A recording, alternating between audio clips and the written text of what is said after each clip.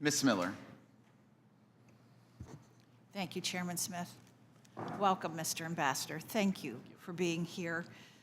It's my opinion that part of the reason President Trump has taken such drastic action on trade is due to the fact that there was no trade agenda under the Biden administration. And I didn't hear any sniping from the other side about that. The past administration's failure to engage in meaningful conversations with our trade partners opened the door for countries to run afoul of the World Trade Organization tariff agreements and to impose excessive non-tariff barriers. These countries have had no incentive to negotiate, and they've been massively benefiting from the system as it is. For example, in my state, the hardwood companies have been pummeled by China, dumping their hardwood in the American market. China gained at our expense while we were asleep at the wheel. Thankfully, that is not the policy of the United States today. Due to President Trump's swift action, more than 70 countries are knocking down our door, ready to negotiate a trade deal. Today, I want to focus on the future of our trade agenda. Looking to the very near future, the administration is required by statute to undertake the United States-Mexico-Canada Agreement review process in 2026. I can't understate the importance of the USMCA to my constituents. The growth in the manufacturing sector, spurred on by our cooperation with Canada and Mexico, has helped sustain thousands of jobs in my district. I'm well aware that this agreement is not perfect, and we are fortunate to have the review process in place in order to make the necessary improvements. Ambassador Greer, what commitments can you make to us today in regard to the USMCA review? Specifically, how will you use this opportunity to advance President Trump's goals of promoting domestic manufacturing, and how will you engage with Congress to facilitate this process? Thank you, Congresswoman. And I'll just note that goods coming from Canada and Mexico right now that comply with the rules of the agreement continue to enter duty-free. This is an important agreement.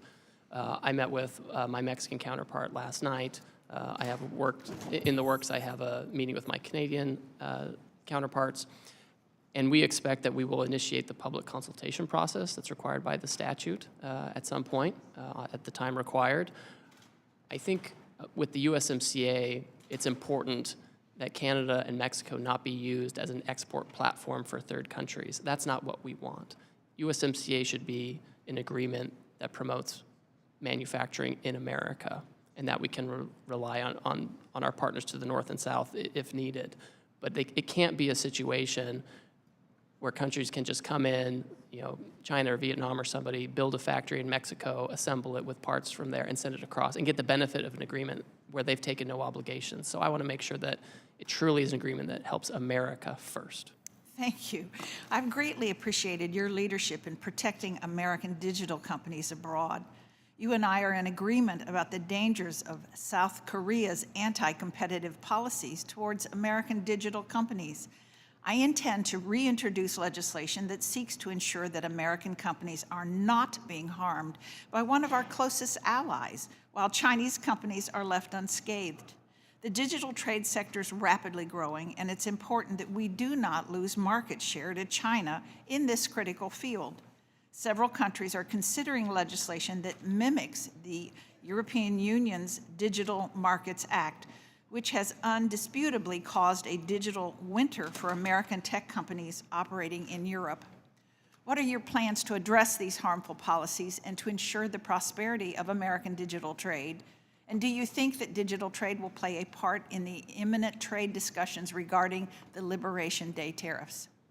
Thank you. So first of all, I understand that there's obviously a national conversation going on about how digital trade should be regulated, and there are lots of views on that.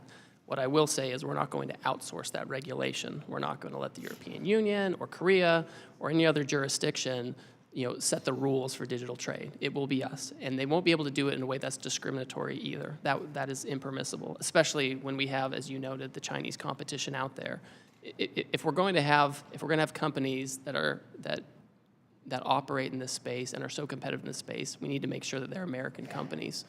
right? That's what we need to make sure. And so this is certainly something that we can talk about in any negotiations that come up.